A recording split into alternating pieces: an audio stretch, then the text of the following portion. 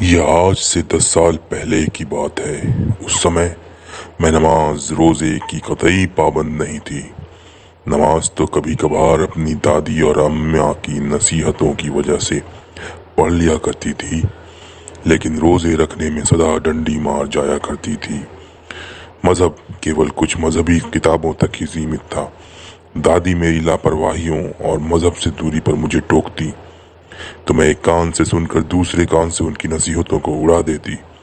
شاید یہ سلسلہ آج تک برقرار رہتا اگر چھٹیوں کے دوران مجھے اپنی چھوٹی خالہ کے گھر ڈیرہ غازی خان نہ جانا پڑتا۔ چھوٹی خالہ کے شوہر خاصے سخت آدمی تھے، اس لیے ان کے گھر رشتہ دار کم ہی آیا کرتے تھے۔ اس بار انکل کاروبار کے سلسلے میں دوسرے شہر گئے ہوئے تھے، اس لیے خالہ نے مجھے فون کر کے آنے کا مشورہ دیا۔ میری چھٹیاں تھیں، لہٰذا بڑے بھائی کے ساتھ خالہ کے گھر جانے کو تیار ہو گئی۔ حالانکہ اماں نے یہ کہہ کر ڈرایا بھی کہ نگہت کا کر بوڑھا ہے، تم ایک دن بھی وہاں نہیں بتا پاؤ گی۔ امی کی بات میں نے ہنسی میں اڑا دی اور الٹے یہ کہا، اگر خالہ کا گھر بوڑھا ہے تو میں وہاں رہ کیوں رہی ہیں؟ اگر خالہ کا گھر بوڑھا ہے تو وہ وہاں کیوں رہ رہی ہیں؟ ارے بدبخت، جنات جس سے خوش ہوتے ہیں اسے کبھی تنگ نہیں کرتے۔ وہ چڑ کر بولی، بے فکر رہو اماں، میں بھی انہیں ڈسٹرب نہیں کروں گی، اور اچھے لگے تو دوستی بھی کر لوں گی۔ میں نے چہک کر کہا، جس پر اماں جھنجلا رہ گئیں۔ ہاں تو میں بتا رہی تھی کہ میں بھائی کے ساتھ ڈیرہ غازی خان کے خالہ کے گھر چلی گئی۔ خالہ کا گھر کافی بڑا تھا، ان کے 2 بچے تھے۔ مجھے دیکھ کر خالہ بہت خوش ہوئی۔ بھائی مجھے وہاں چھوڑ کر اگلے دن ہی کراچی چلے گئے۔ وہاں 2 دن بڑے مزے میں بیتے۔ اس دوران اماں کی جن بت والی بات یاد کر کے مجھے ہنسی آتی رہی۔ آخر میں نے خالہ سے کہا، معلوم ہے خالہ اماں کیا کہہ رہی تھی؟ کیا کہہ رہی تھی باجی؟ انہوں نے دلچسپی لی۔ فرما رہی تھی آپ کا گھر بوڑھا ہے، میں 2 دن بھی یہاں نہیں بتا سکوں گی۔ کہہ تو باجی ٹھیک ہی رہی تھی، انہوں نے سنجیدگی سے جواب دیا۔ واقعی یہ گھر بوڑھا ہے؟ میں نے حیرانی سے پوچھا۔ ہاں مینا، یہ سچ ہے، ہماری ساس کا پشتینی گھر ہے، خالہ نے گہری سانسیں لے کر بتایا۔ جب میں یہاں بیاہ کر آئی تو ساس نے مجھے سختی سے تاکید کی تھی کہ کونے والے کمرے کو ہمیشہ صاف ستھرا رکھنا اور اس میں کوئی سامان نہ رکھا جائے۔ آپ نے کبھی محسوس کیا کہ آپ کی ساس ٹھیک کہتی تھی؟ یعنی کہ آپ نے اس کمرے میں کبھی کوئی الوکک جیو یا کسی جن وغیرہ کو دیکھا؟ نہیں، میں نے کبھی کسی کو نہیں دیکھا، نہ کوئی غیر معمولی بات محسوس کی۔ حالانکہ میری شادی کو 7 سال ہو چکے ہیں، انہوں نے آشوست سور میں بتایا۔ ہو سکتا ہے یا آپ کی ساس کا وہم ہو سکتا ہے، لیکن مینا، جنات کے وجود سے انکار تو نہیں کیا جا سکتا۔ یہ سب پرانی باتیں ہیں خالہ، اس دور میں اس کا کوئی وجود ناممکن لگتا ہے، میں نے کندھے اچکاتے ہوئے لاپرواہی سے کہا۔ اسی شام خالہ شاپنگ کے لیے بازار گئیں تو میں نہا کر بالوں کو سکھانے کے لیے چھت پر چلی گئی۔ وہ شام کے بعد کا سمے تھا اور اندھیرا پھیلنا شروع ہو چکا تھا۔ چھت پر چاروں اور رنگ برنگے پھولوں کے گملے رکھے تھے، موتیا اور گلاب کی خوشبو سے چھت مہک رہی تھی۔ میں نے گہری گہری سانسیں لے کر خوشبو کو اپنے اندر اتارا اور بالوں کو جھٹک کر برش کرنے لگی۔ تھوڑی دیر ہی گزری تھی کہ مجھے اپنے چہرے پر کسی کی نظروں کی تپش کا احساس ہوا۔ میں نے بے اختیار ارد گرد نظر دوڑائی کہ ہو سکتا ہے کہ کوئی اپنی چھت سے نظارہ کر رہا ہو، لیکن یہ خیال مورکھتا پورن تھا۔ اس گلی میں صرف خالہ کا گھر ہی 2 منزلہ تھا، باقی سارے گھر 1 منزلہ تھے، اس لیے کسی کے دیکھنے کا سوال تو پیدا ہی نہیں ہوتا تھا۔ میں نے اس بات کو اپنا وہم سمجھا اور رخ موڑ کر بالوں کو سکھانے لگی۔ اس کام سے فارغ ہو کر میں نے بالوں کو پیٹھ پر کھلا چھوڑا اور ریلنگ سے لگ کر سڑک سے آتے جاتے لوگوں کو دیکھنے لگی۔ تبھی مجھے اپنے بالوں پر کچھ دباؤ سا محسوس ہوا۔ میں چونک کر مڑی تو چھت خالی تھی۔ اس بات کو میں اپنا وہم قرار نہیں دے سکتی تھی، کیونکہ مجھے وہ دباؤ بخوبی محسوس ہوا تھا۔ یوں لگا تھا جیسے کسی نے دھیرے سے میرے بالوں پر ہاتھ رکھا اور انہیں ہاتھ میں لے کر محسوس کیا ہو۔ میں نے سوچا کہیں گڈو تو یہ شرارت نہیں کر رہا۔ مجھے 5 ورشیہ شرارتی خالہ زاد بھائی گڈو کا خیال آیا۔ جو اچانک اسی طرح ڈرایا کرتا تھا اور پھر چھپ جاتا تھا۔ میں چھت پر بنے اس کمرے کی اور بڑھی جس میں خالہ نے بیکار چیزیں ڈال رکھی تھی۔ دروازہ کھولنے پر اندر کا اندھیرا کچھ کم ہوا تو میں نے اسے آواز دی،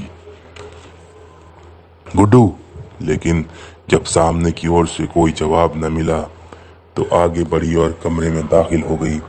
اچانک دروازے دھڑ سے میری پیچھے بند ہو گیا۔ میں بھے سے جڑوت کھڑی رہ گئی۔ ہزاروں آشنکائیں اور وہم مجھے ڈرانے لگے۔ خیر کسی طرح دروازہ کھول کر باہر آ گئی۔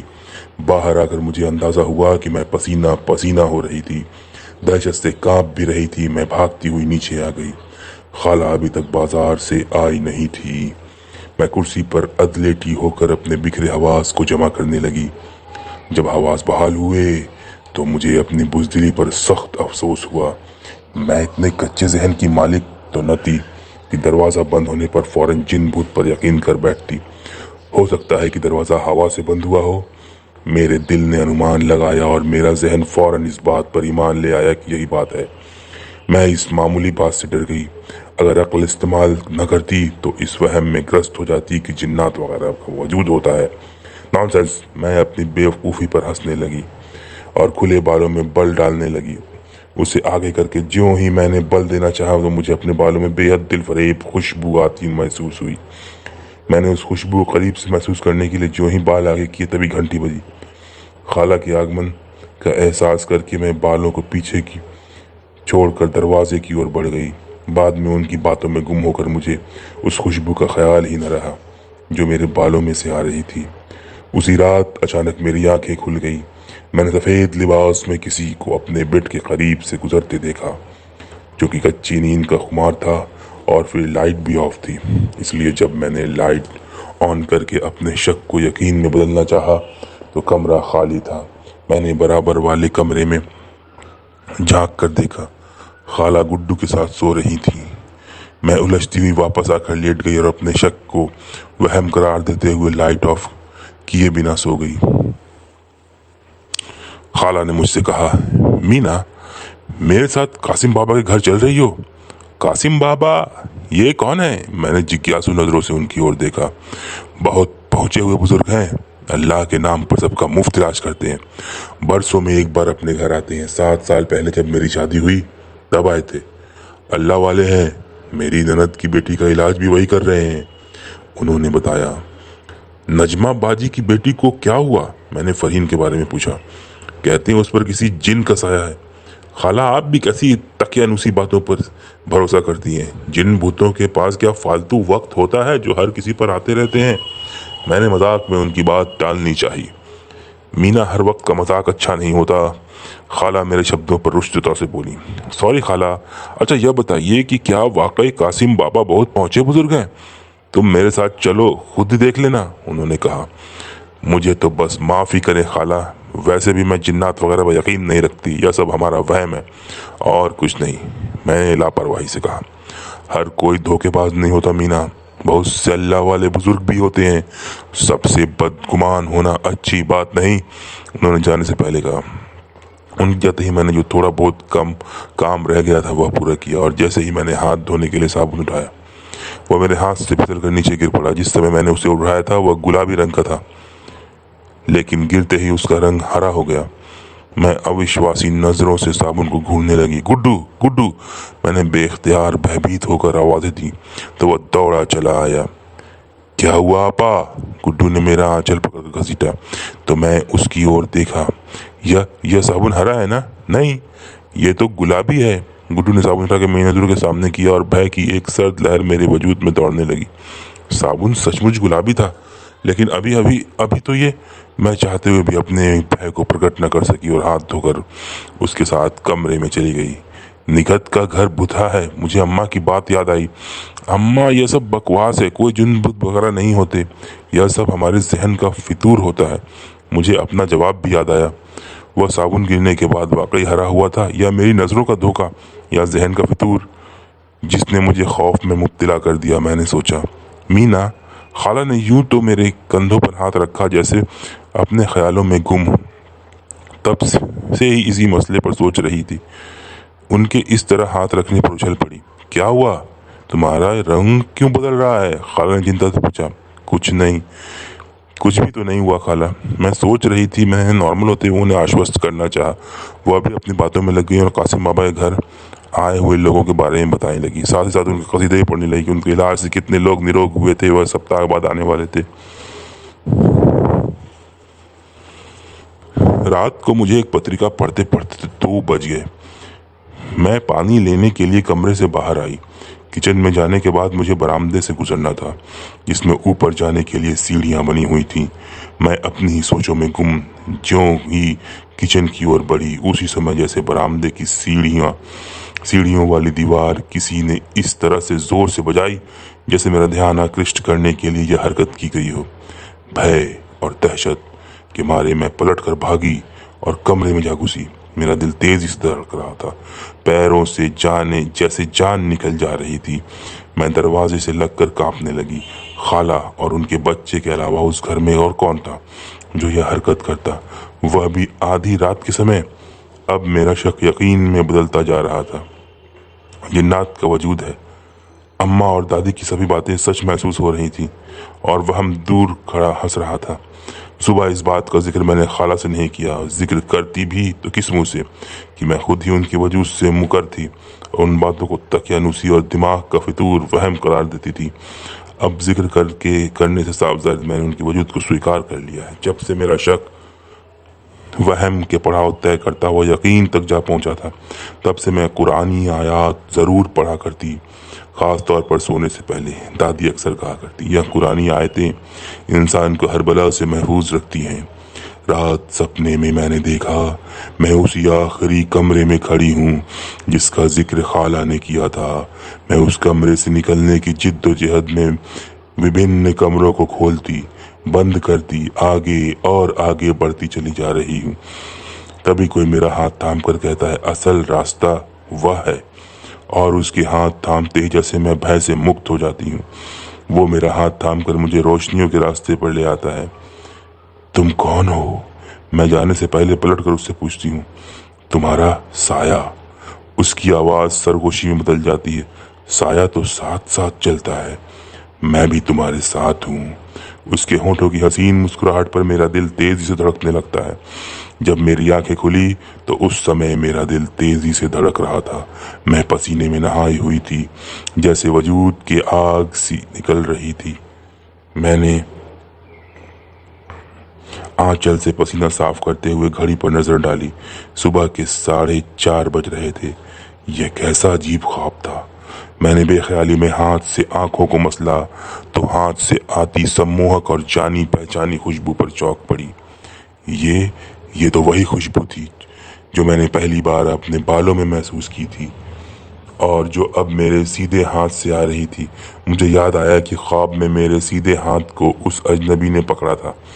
यह खुशबू, इनका आपस में क्या ताल्लुक हो सकता है? मैं सोचने लगी।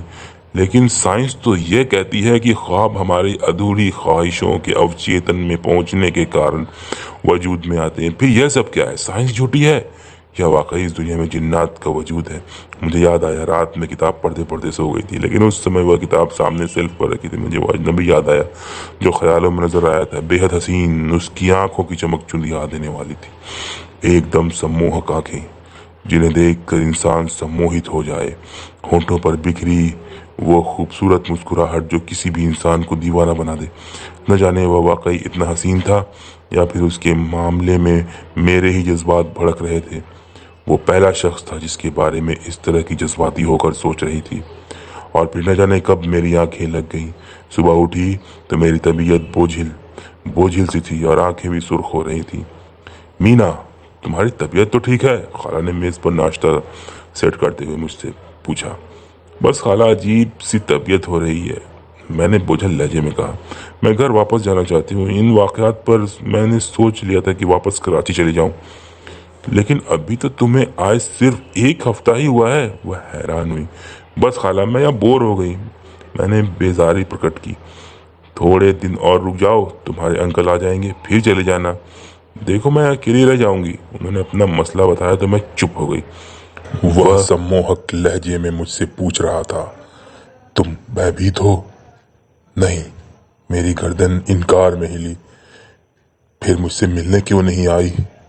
उसने करीब आकर मेरे खुले बाल अपनी कलाई पर लपेटते हुए झुक के पूछा। तुम जो आ जाते हो। मेरे होठों से निकलने वाले शब्द जैसे खुद मेरे लिए विस्मय का सबब थे। उस अजनबी का इतना सामीप्य और यह रूमानी जुमले। मीना, तुम यहाँ क्या कर रही हो? खाला की आवाज पर बेसाख्ता मैंने आंखें खोल दी। मैं उस आखिरी कोने वाले पुते कमरे में एक तरफ बैठी थी। तुम यहाँ क्यों आई हो? मैंने तुम्हें बताया भी था। निगत खाला मेरी रहस्यमय खामोशी पर भयभीत लहजे में बोली। मैं यह कमरा देखने आई थी। मैंने असल बात छुपाते हुए संजीदगी से कहा। क्यों? इसमें क्या रखा है जिसे देखा जाए? वह रुष्टता से बोली और मेरी बेताब नजरें उससे तलाश करने लगी जिसके सम्मोहन में डूबकर मैं यहाँ तक पहुंची थी। विस्मय इस बात का भी था कि मैं उससे भयभीत नहीं थी, बल्कि मुझे उससे मोहब्बत हो रही थी। जैसे मैं बरसों से उसे जानती हूँ, एक कशिश सी मुझे उसकी ओर खींच रही थी। अब यहाँ से चलो भी, क्या बुत बनी खड़ी हो? निगहत खाला ने मुझे निश्चल खड़ी देखकर घसीटा और मैं खाली खाली नजरों से उसे ढूंढती उनके पीछे चल दी। तुमने मेरा इंतजार किया था? वह मेरे कंधे थाम कर पूछ रहा था। बहुत, मैंने बेताब लहजे में कहा।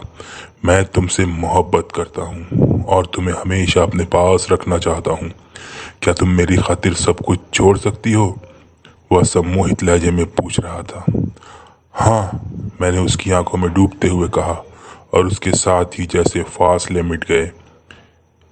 मीना, कब तक सोती रहोगी? उठो। खाला की आवाज पर मैंने मुश्किल से आंखें खोली। तुम्हारी आंखें तो सुर्ख हो रही हैं। ओह, तुम्हें तो तेज बुखार है। उन्होंने अपना हाथ मेरे माथे पर रखकर चिंता से कहा और फिर मेरा जहन अंधेरे में डूबता चला गया। दोबारा होश में आने पर मैंने खाला के साथ अंकल को भी देखा, जो परेशानी की हालत में डॉक्टर से कुछ बात कर रहे थे। खाला के कथन अनुसार मैं 2 दिन बुखार की अवस्था में बेहोश रही और तीसरे दिन मुझे होश आया। उसी शाम खाला के जोरदार आग्रह पर कासिम बाबा मुझे देखने आए।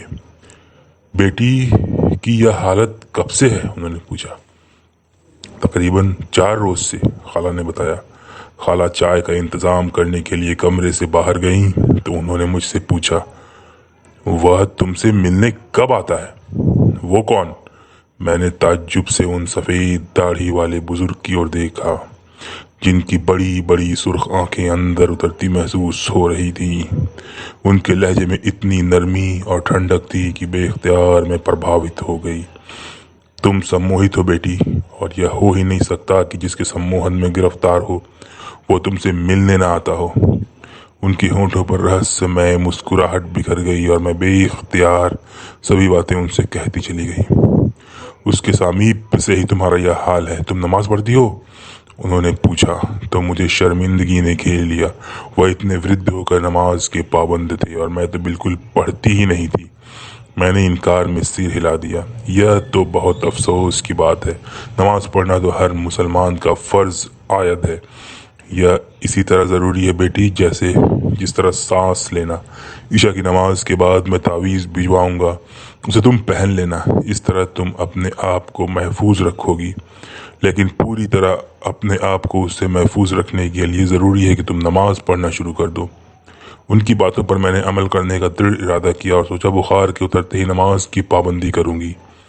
बाद में उनका भेजा हुआ तावीज़ भी मैंने पहन लिया। वो तावीज़ पहनते ही मुझे अपने अंदर ताकत दौड़ती सी महसूस हुई और तबीयत का बोझलपन जैसे कहीं दूर हो गया। मैंने अपनी तबीयत काफ़ी बेहतर महसूस की। उसी रात मैंने उसे फिर ख्वाब में देखा। वह उसी आखिरी कमरे में मौजूद था। तुमने यह तावीज़ क्यों पहन लिया? यह तुम्हारे और मेरे बीच दीवार की तरफ बाधक है। इसे उधार फेंको, मैं तुम्हारे पास आना चाहता हूँ। उसकी हसीन आंखों से छलकते आंसू जैसे मेरे दिल पर गिर रहे थे।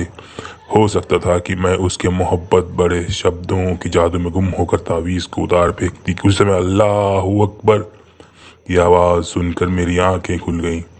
मेरा दिल तेजी से धड़क रहा था और सारा चेहरा आंसुओं से तर था। मैं उठकर बैठ गई और चेहरा साफ करने लगी। मुझे कासिम बाबा की बात याद आई, नमाज की पाबंदी करो, यह तुम्हें हमेशा के लिए उसके सम्मोहन से मुक्ति दिला देगी। मैं उठकर वजू करने के लिए बाथरूम की ओर बढ़ गई। नमाज के लिए उठते समय सारे खौफ जैसे कहीं दूर हो जाते हैं।